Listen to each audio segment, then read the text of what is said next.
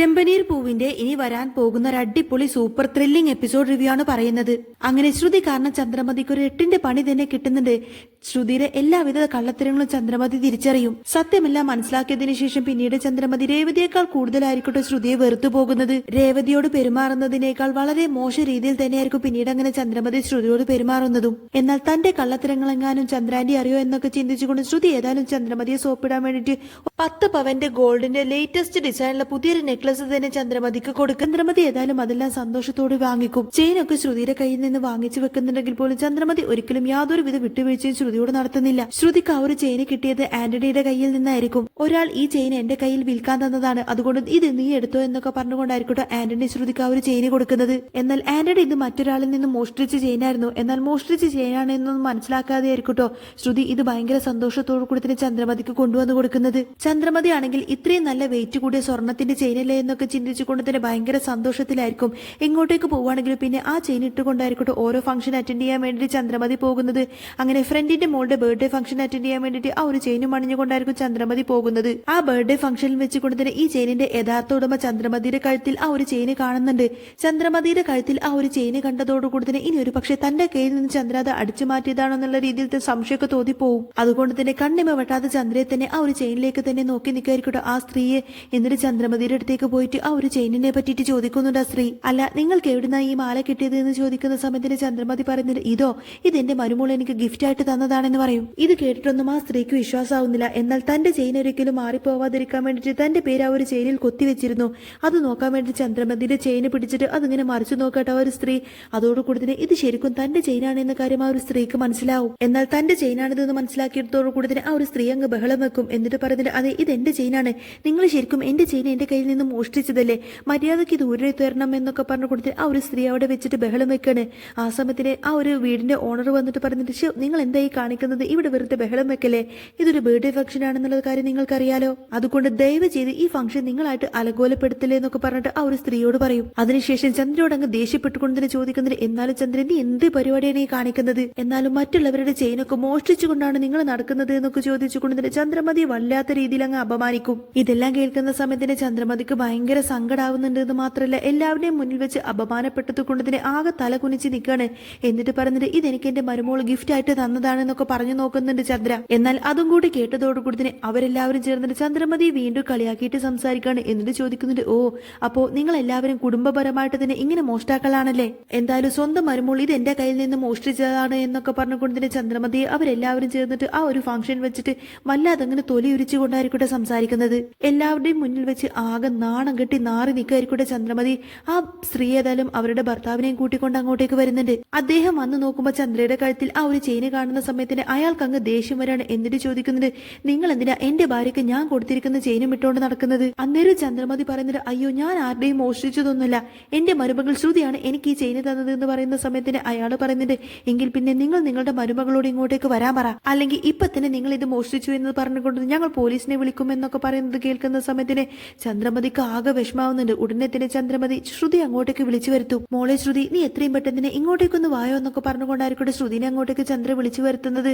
ശ്രുതി വന്ന് ചോദിക്കുന്നത് എന്താമേ എന്താ കാര്യം, എന്തിനാ എന്നെ കൊണ്ട് ഇങ്ങോട്ടേക്ക് വരാൻ പറഞ്ഞത് എന്ന് ചോദിക്കും. ചന്ദ്ര ഭയങ്കര ദേഷ്യത്തിലായിരിക്കട്ടെ ശ്രുതിയോട് ചോദിക്കുന്നുണ്ട് അല്ല ഇവിടെ നടക്കുന്ന പ്രശ്നങ്ങൾ വല്ലതും നീ അറിയുന്നുണ്ടോ, അല്ല ഈ ചെയിന് എവിടെ നിന്ന് വാങ്ങിച്ചു നീ എന്നോട് പറഞ്ഞത്, നിന്റെ അച്ഛൻ മലേഷ്യയിൽ നിന്ന് പണം അയച്ചിട്ട് ആ പണം കൊണ്ട് നീ ഏതോ മുന്തിയ ജ്വല്ലറിൽ നിന്ന് ഈ ഒരു ചെയിൻ എനിക്കായിട്ട് ഗിഫ്റ്റ് ആയിട്ട് വാങ്ങിച്ചു തല്ലേ നീ പറഞ്ഞത്. എടി നിന്റെ ഈ ചെയിനിൽ കഴുത്തിൽ അണിഞ്ഞത് കൊണ്ട് മാത്രമാണ് ഞാൻ ഇപ്പൊ ആകെ നാണം കെട്ട് നാറി ഇവിടെ നിൽക്കുന്നത്, സത്യം പറയട്ടെ നീ ആരുടെ കയ്യിൽ നിന്ന് ഇത് മോഷ്ടിച്ചതാണെന്നൊക്കെ ചോദിച്ചുകൊണ്ട് ചന്ദ്ര അങ്ങ് ദേഷ്യപ്പെടുന്ന സമയത്തിന് ശ്രുതിക്ക് ആകെ പേടിയാവട്ടോ. എല്ലാവരുടെയും മുന്നിൽ വെച്ച് എല്ലാവരും ചേർന്നത് ശ്രുതി ഇങ്ങനെ ചോദ്യം ചെയ്യുന്ന സമയത്തിന് നടന്ന സത്യങ്ങളെല്ലാം തന്നെ ശ്രുതി എല്ലാവർക്കും മുന്നിൽ വിളിച്ചു പറയും. ശ്രുതി പറഞ്ഞിട്ട് അയ്യോ അമ്മേ ഞാൻ ഇതൊന്നും ആരുടെ കയ്യിൽ നിന്ന് വാങ്ങിച്ചതൊന്നുമല്ല, ഈ സ്വർണ്ണമാലയ്ക്ക് ഏകദേശം 3 ലക്ഷം രൂപ വില വരും, പക്ഷേ എനിക്ക് തന്ന ആള് ഇത് എനിക്ക് 1 ലക്ഷം രൂപക്ക് തരാമെന്നൊക്കെ പറഞ്ഞ് ഞാൻ അയാളുടെ കയ്യിൽ നിന്നും 1 ലക്ഷം രൂപക്ക് വാങ്ങിച്ചതാണ് ഈ മാല എന്നൊക്കെ പറയും. ഈ ചെയിന് കണ്ടപ്പത്തിന് എനിക്ക് ആന്റിയുടെ മുഖമാണ് ഓർമ്മ വന്നത്, അതുകൊണ്ട് മാത്രമാണ് ആന്റിക്ക് പ്രസന്റ് ആയിട്ട് തരാൻ വേണ്ടി മാത്രമാണ് അയാളുടെ കയ്യിൽ നിന്നും ഞാൻ ഇത് 1 ലക്ഷം രൂപക്ക് വാങ്ങിച്ചത് എന്നൊക്കെ പറഞ്ഞു കൊടുക്കട്ടെ ശ്രുതി. ശ്രുതി. ആ സമയത്തായിരിക്കും ഇത് മോഷ്ടിച്ച സ്വർണ്ണമാണെന്നുള്ള കാര്യമൊക്കെ ചന്ദ്ര ശ്രുതിയോട് പറഞ്ഞു കൊടുക്കുന്നത്. എന്നിട്ട് ശ്രുതിയോട് പറഞ്ഞിട്ട് ഈ നിൽക്കുന്നവരെ കണ്ടില്ലേ, ഇവരാണ് ഈ ചെയിനിന്റെ യഥാർത്ഥ ഉടമകള്. അവർ കസ്റ്റമൈസ്ഡ് ആയിട്ട് ചെയ്യിപ്പിച്ചിരിക്കുന്ന പണിയായതുകൊണ്ട് തന്നെ അവരുടെ പേര് പോലും ഇതിൽ എഴുതി വെച്ചിട്ടുണ്ട് എന്നൊക്കെ പറഞ്ഞിട്ട് ചെറുതായിട്ട് കൊത്തിവെച്ചിരിക്കുന്ന ആ ഒരു പേര് പോലും കാണിച്ചു കൊടുക്കട്ടെ ശ്രുതിക്ക്. അതിനുശേഷം വീണ്ടും ശ്രുതിയോട് അങ്ങ് ദേഷ്യപ്പെടാണ്. എടി നീ കാരണം ഞാൻ എല്ലാവരെയും മുന്നിൽ വെച്ച് ആകെ അങ്ങ് നാണം കെട്ടു. ചന്ദ്രയുടെ വാക്കെല്ലാം കേൾക്കുന്ന സമയത്തിന് ശ്രുതിക്ക് ആകെ പേടിയാവട്ടോ. എന്നിട്ട് ശ്രുതി ഇങ്ങനെ പറഞ്ഞിട്ട് അയ്യോ ആന്റി എന്നെ ഇങ്ങനെ കുറ്റപ്പെടുത്തല്ലേ, എനിക്കിതിനെ പറ്റിയിട്ട് യാതൊന്നും തന്നെ അറിയില്ലായിരുന്നു. ആന്റി ദയവ് ചെയ്ത് എന്നെ വിശ്വസിക്കണം, ഞാൻ ഒരു കള്ളവും പറയുന്നില്ല, ഇത് തന്നെയാണ് നടന്ന സത്യം എന്നിങ്ങനെ ശ്രുതി പറയുന്ന സമയത്തും ചന്ദ്രമതി ഇതൊട്ടും തന്നെ അങ്ങ് വിശ്വസിക്കുന്നില്ല കേട്ടോ. ശ്രുതിയോടുള്ള വിശ്വാസം നേരത്തെ തന്നെ നഷ്ടപ്പെട്ടത് കൊണ്ട് തന്നെ ശ്രുതിയുടെ വാക്കൊന്നും ചന്ദ്രമതിക്ക് അത്രക്കങ്ങ് വിശ്വസിക്കാൻ കഴിയുന്നില്ല. ചന്ദ്രമതി പറഞ്ഞിട്ട് എടി നീ പറയുന്നതൊക്കെ സത്യമാണോ കള്ളമാണെന്ന് ഞാൻ എങ്ങനെ വിശ്വസിക്കാനാ? ഇനിയിപ്പൊ ജീവിക്കാൻ വഴിയില്ലാന്നായ സമയത്ത് നീ ഇപ്പൊ മോഷണം പോലും തുടങ്ങിയില്ലാന്ന് ആര് കണ്ടു? ചന്ദ്രമതി പരിസര ബോധം പോലും ഇല്ലാതെ ശ്രുതി ഇങ്ങനെ ഒരുപാടധികം വഴക്ക് പറയും കുറ്റപ്പെടുത്തൊക്കെ ചെയ്യുന്ന സമയത്തിന് ചന്ദ്രൻ നീ ഒന്നും മിണ്ടാതിരിക്കുന്നൊക്കെ പറഞ്ഞിട്ട് ചന്ദ്രയെ ഇങ്ങനെ സമാധാനിപ്പിക്കാൻ വരട്ടെ ബാമ. അതിനുശേഷം ബാമാൻഡി വന്നിട്ട് ശ്രുതിയോട് ചോദിക്കുന്നുണ്ട്, ശ്രുതി മോളെ നീ സത്യം പറ, സത്യമെല്ലാം തുറന്നു പറഞ്ഞാൽ പിന്നെ നിന്റെ പേരിലുള്ള ഈ ഒരു പ്രശ്നം അവസാനിക്കും. നീ ആരുടെ കയ്യിൽ നിന്നാണ് ഈ മാല വാങ്ങിച്ചത് എന്ന് ചോദിക്കും. അന്നേരം ശ്രുതിക്ക് ഇത് വിട്ടു പറയാൻ പേടിയായത് കൊണ്ട് തന്നെ ശ്രുതി പറഞ്ഞിട്ട് ആന്റി ഞാൻ പറഞ്ഞില്ലേ, ഞാനിത് മോഷ്ടിച്ചുകൊണ്ടുവന്ന സ്വർണ്ണമൊന്നുമല്ല, ഞാനിത് 1,00,000 രൂപ കൊടുത്തിട്ട് ഒരാളുടെ കയ്യിൽ നിന്ന് വാങ്ങിച്ചതാണ്, എനിക്കിത് ഒരാൾ തന്നതാണെന്ന് ഇങ്ങനെ ശ്രുതി പറയുന്ന സമയത്തിന് എങ്കിൽ പിന്നെ അയാളുടെ പേര് പറയാൻ ആവശ്യപ്പെടാണ് എല്ലാവരും ചേർന്നിട്ട്. മോളെ നീ അയാളുടെ പേര് പറയാ, ബാക്കി ഡീറ്റെയിൽസും കാര്യങ്ങളൊക്കെ ഞങ്ങൾ തന്നെ അന്വേഷിച്ച് കണ്ടുപിടിച്ചോളാം എന്നിങ്ങനെ ആ ഒരു ഓണർ പറയുന്ന സമയത്തിന് ശ്രുതി ആണെങ്കിൽ ആന്റണിയുടെ പേര് പറയാൻ അങ്ങനെ മടിച്ച് പേടിച്ച് നിൽക്കുമായിരിക്കും. ഇത് കാണുന്ന സമയത്തിന് ചന്ദ്രക്കങ്ങ് ദേഷ്യം വന്നിട്ട് ചോദിക്കുന്നുണ്ട്, എടി എന്തിനാണ് നീ അയാളുടെ പേരും ഡീറ്റെയിൽസും ഒക്കെ തരാൻ ഇത്ര മടിക്കുന്നത്? ഇത്രയും ആൾക്കാരുടെ മുന്നിൽ വെച്ച് ഞാൻ ഇങ്ങനെ നാണം കെട്ട് നാറി നിൽക്കുന്നത് നിനക്കൊരു പ്രശ്നമൊന്നും അല്ലാലേ? നിനക്കിപ്പോ അവന്റെ പേര് വിളിച്ചു പറയാനാണല്ലേ ഇത്ര നാണക്കേട്? അല്ല നിന്റെ ഈ സ്വഭാവത്തിൽ നിന്ന് മനസ്സിലാക്കാവുന്നതേ ഉള്ളൂ ഈ മോഷണത്തിൽ നിനക്കും അവനും പങ്കുണ്ടെന്ന്. ആദ്യം ഒരു ഇറച്ചി വെട്ടുകാരനെ ഇങ്ങോട്ടേക്ക് കൊണ്ടുവന്നിട്ട് സ്വന്തം ഇളയച്ചനാണെന്നൊക്കെ പറഞ്ഞ് എന്നെ പറ്റിച്ചവളല്ലേടി നീ.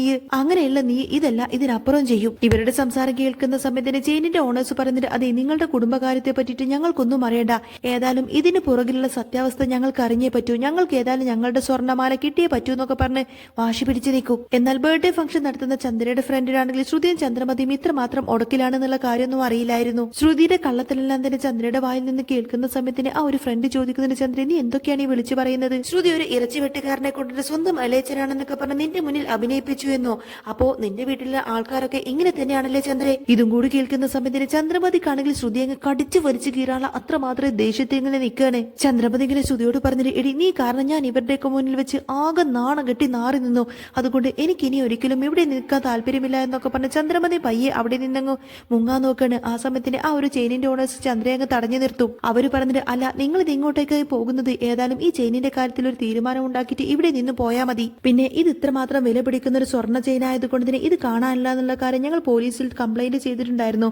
അതുകൊണ്ട് ചെയിന് തിരികെ കിട്ടിക്കഴിഞ്ഞാൽ ഇത് ഞങ്ങൾ പോലീസ് സ്റ്റേഷനിൽ അറിയിക്കുന്ന സമയത്തിന് ഇതിന്റെ ഡീറ്റെയിൽസ് പോലീസുകാർ എന്തായാലും അന്വേഷിക്കും. അതുകൊണ്ട് ഇതിന്റെ പുറകിലുള്ള സത്യാവസ്ഥ, ഇതിന്റെ പുറകിലുള്ള കാര്യങ്ങളെല്ലാം വ്യക്തമായിട്ട് അറിഞ്ഞ ശേഷം മാത്രമേ നിങ്ങൾക്ക് ഇവിടെ നിന്നും ഒരടി അങ്ങ് കാലം മുന്നോട്ട് വെക്കാൻ പറ്റുള്ളൂ എന്നൊക്കെ പറയട്ടെ ഓണേഴ്സ്. എന്നാൽ ഇതും കൂടെ കേൾക്കുന്ന സമയത്തിന് ചന്ദ്രമതി ആകെ പേടിച്ചു പോകുന്നുണ്ടെന്ന് മാത്രമല്ല വീണ്ടും വീണ്ടും ശ്രുതി ഇങ്ങനെ കുറ്റപ്പെടുത്തി സംസാരിക്കും. ചന്ദ്ര ചോദിക്കുന്നുണ്ട്, എന്താടി ഇത്രയൊന്നും കേട്ടിട്ട് ഇപ്പോഴും നിനക്ക് മതിയായില്ലടി, സത്യം പറഞ്ഞോ ശരിക്കും നീ ആരുടെ കയ്യിൽ നിന്നാ ഈ സ്വർണ്ണമാല വാങ്ങിച്ചത്? അങ്ങനെ ശ്രുതിക്കാണെങ്കിൽ പിന്നെ മറ്റൊരു നിവൃത്തിയുമില്ലാത്തത് കൊണ്ട് തന്നെ ആന്റണിയുടെ കയ്യിൽ നിന്നാണ് താൻ ഈ സ്വർണ്ണമാല വാങ്ങിച്ചത് എന്നുള്ള സത്യം എല്ലാവർക്കും മുന്നിൽ അങ്ങ് തുറന്നടിച്ചങ്ങ് പറയാട്ടെ ശ്രുതി. ആന്റണിയുടെ കയ്യിൽ നിന്നാണ് ഇത് വാങ്ങിച്ചതെങ്കിൽ ആന്റണി ഏതായാലും ഇത് മോഷ്ടിച്ച സ്വർണം തന്നെയായിരിക്കും എന്ന സത്യം ചന്ദ്രമതിക്ക് മനസ്സിലാവുകയാണ്. എന്നിട്ട് ചന്ദ്രമതി എല്ലാവരും കേൾക്കാൻ വേണ്ടിയിട്ട് തന്നെ പറയുന്നുണ്ട്, ആന്റണിയുടെ പേരാണ് ഇവൾ പറഞ്ഞിട്ടുണ്ടെങ്കിൽ അത് സത്യം തന്നെയായിരിക്കും. കാരണം അവൻ പണ്ട് മുതലേ മോഷണം നടത്തിക്കൊണ്ടിരിക്കുന്ന ആളായിരുന്നു, ഇപ്പൊ മുതലാണ് അവൻ പലിശക്ക് പണം കൊടുക്കാൻ തുടങ്ങിയത്. ഏതായാലും അവൻ തന്നെയായിരിക്കും ഇതിന്റെ പുറകിൽ. അവന്റെ കയ്യിൽ ഇനിയും ഇതുപോലുള്ള മോഷണ സ്വർണ്ണങ്ങളൊക്കെ കാണാനും സാധ്യതയുണ്ട്. അവന്റെ കൂട്ടുകാരെല്ലാവരും ചേർന്നിട്ടായിരിക്കും ഒരു പക്ഷെ ഇതൊക്കെ ചെയ്തിട്ടുണ്ടാവുക. അതുകൊണ്ട് നിങ്ങൾ എല്ലാവരും ചേർന്നിട്ട് അവനെ അങ്ങ് ചോദ്യം ചെയ്താൽ മതി. ഏതായാലും എന്നെ അങ്ങ് വിട്ടേക്ക് എന്നൊക്കെ പറഞ്ഞ് ചന്ദ്ര അവിടെ നിന്നങ്ങ് പോവാൻ നോക്കുന്ന സമയത്തിന് വീണ്ടും ആ ഒരു ഓണേഴ്സ് തടഞ്ഞു നിർത്തിക്കൊണ്ട് തന്നെ പറയുന്നുണ്ട്, അല്ല നിങ്ങളുടെ ഭാഗം കേട്ടുകൊണ്ട് ഞങ്ങൾ എങ്ങനെ അവനെ സംശയിക്കുന്നത്? ഞങ്ങൾക്ക് ഏതായാലും അങ്ങനെയുള്ള റൗഡികളുടെ ഒന്ന് പുറകെ പോവാൻ വയ്യ, ഞങ്ങൾ ഏതായാലും ഈ കാര്യം പോലീസിനെ അറിയിക്കട്ടെ എന്നൊക്കെ പറഞ്ഞ ചെയിനിന്റെ ഓണേഴ്സ് ഏതായാലും ഈ കാര്യങ്ങളെല്ലാം തന്നെ പോലീസിനെ വിളിച്ചറിയിക്കും. അങ്ങനെ പോലീസിനോട് വിവരങ്ങളെല്ലാം മനസ്സിലാക്കിയതിനു ശേഷം ചന്ദ്രമതി ഇങ്ങനെ എല്ലാവർക്കും മുന്നിൽ ചോദിക്കുന്നുണ്ട്, ഇപ്പൊ നിങ്ങൾക്ക് എല്ലാവർക്കും മനസ്സിലായില്ലേ എന്റെ മരുമകൾ ഒരിക്കലും ഈ സ്വർണ്ണമാല മോഷ്ടിച്ചതൊന്നും അല്ല എന്ന്? അവൾ ആന്റണിക്ക് പണം കൊടുത്തതുകൊണ്ട് തന്നെയാണ് ആന്റണിയുടെ കയ്യിൽ നിന്നും ഈ സ്വർണ്ണമാല വാങ്ങിച്ചത്. എന്നാൽ സത്യം എല്ലാവരും മനസ്സിലാക്കിയതോട് കൂടി ശ്രുതിക്ക് വീണ്ടും ടെൻഷൻ ആയിരിക്കട്ടോ. ശ്രുതി ഇങ്ങനെ മനസ്സിൽ ചിന്തിക്കുന്നുണ്ട്, ഈശ്വര ഇനി ആന്റണി എങ്ങാനും പോലീസുകാർ ചോദ്യം ചെയ്തു കഴിഞ്ഞാൽ പിന്നെ താൻ തന്നെയായിരിക്കും പെടാൻ പോകുന്നത്.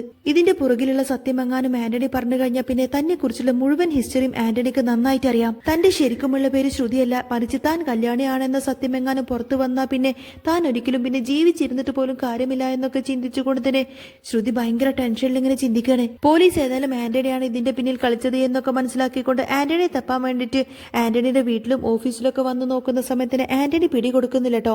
പോലീസുകാരുടെ കണ്ണ് വെട്ടിച്ചുകൊണ്ട് തന്നെ ആന്റണി അവിടെ നിന്ന് മുങ്ങിയിരുന്നു. എന്നാൽ അവർക്ക് ആന്റണിയെ പിടികൂടാൻ പറ്റാത്തത് കൊണ്ട് തന്നെ ആന്റണിയെ കിട്ടുന്നത് വരെ ശ്രുതി ഞങ്ങളുടെ കസ്റ്റഡിയിൽ ഇരിക്കട്ടെ എന്നൊക്കെ പറഞ്ഞുകൊണ്ട് തന്നെ പോലീസുകാർ വന്നിട്ട് ശ്രുതിയെ അറസ്റ്റ് ചെയ്തിട്ട് അവിടെ നിന്ന് കൊണ്ടുപോകും. എന്നാൽ ശ്രുതിയെ പോലീസുകാർ അറസ്റ്റ് ചെയ്ത് കൊണ്ടുപോകുന്ന സമയത്തിന് ശ്രുതി ഭയങ്കര സങ്കടപ്പെട്ട് ഇങ്ങനെ കരയായിരിക്കും. അമ്മേ, എന്നെ ഒന്ന് രക്ഷിക്കണേ, ഞാൻ യാതൊരു തെറ്റും ചെയ്തിട്ടില്ല എന്നൊക്കെ പറഞ്ഞ് ശ്രുതി ഇങ്ങനെ പൊട്ടിക്കരയുന്ന സമയത്തിന് ചന്ദ്രക്ക് ദേഷ്യം വരട്ടോ. ചന്ദ്രമതി പറഞ്ഞിട്ട്, എടി ശ്രുതി, നീ ഇത്ര കാലം ചെയ്തതൊക്കെ ഇപ്പോഴാണ് നീ അനുഭവിക്കാൻ പോകുന്നത്. എന്റെ മകനെ നീ എത്രമാത്രം അനുഭവിപ്പിച്ചു, അവനെ നീ എത്രമാത്രമാണ് ചതിച്ചത്, അവനോട് നീ എത്രമാത്രം ക്രൂരതയാണ് ചെയ്തത്, അതിനൊക്കെ ഇനി നീ അനുഭവിക്കാൻ പോകുന്നതേ ഉള്ളൂ എന്നൊക്കെ പറഞ്ഞുകൊണ്ട് തന്നെ ചന്ദ്രമതി ഒരുപാടധികം ശപിക്കാണ്. ഒരുപാടധികം പ്രാഗി പറഞ്ഞുകൊണ്ടായിരിക്കട്ടെ ചന്ദ്ര അവിടെ നിന്ന് അങ്ങ് പോകുന്നത്. ശ്രുതിക്കാണെങ്കിൽ പിന്നെ എന്ത് ചെയ്യണമെന്നറിയാതെ ശ്രുതി ആകെ സങ്കടപ്പെട്ട് ഇങ്ങനെ കരയുന്നതും കാണിച്ചുകൊണ്ടാണ് എപ്പിസോഡ് പൂർണ്ണമാവുന്നത്. ഇനി ചെമ്പനീർ പൂവിൽ ഏതായാലും അടിപൊളിയായിട്ടുള്ള സൂപ്പറായിട്ടുള്ള ത്രില്ലിംഗ് ആയിട്ടുള്ള എപ്പിസോഡൊക്കെ തന്നെയാണ് കേട്ടോ വരാൻ പോകുന്നത്. അപ്പോൾ നിങ്ങൾക്ക് ഈ ഒരു ചാനൽ ഇഷ്ടമാവുകയാണെങ്കിൽ സബ്സ്ക്രൈബ് ചെയ്യാനും സപ്പോർട്ട് ചെയ്യാനൊക്കെ മറക്കല്ലേ.